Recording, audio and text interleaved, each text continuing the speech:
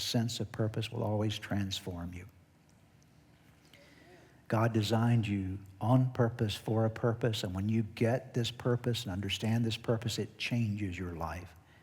I like to say it this way: when you get it, it gets you. When you get a hold of God's purpose for your life, it gets a hold of you. You can't shake it.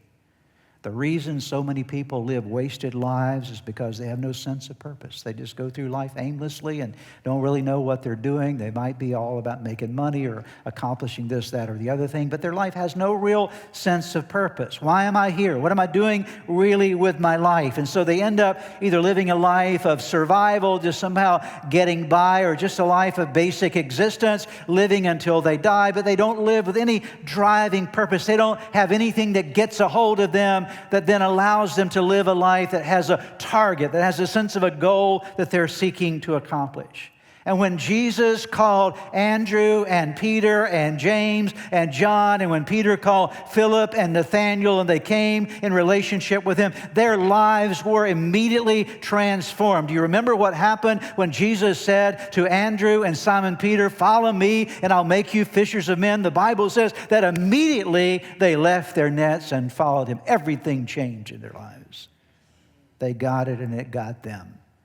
And when God's purpose gets a hold of you, it changes your life. It changes the trajectory of your life. I talked to you last weekend about the time that God called me into ministry when I was 19 years of age.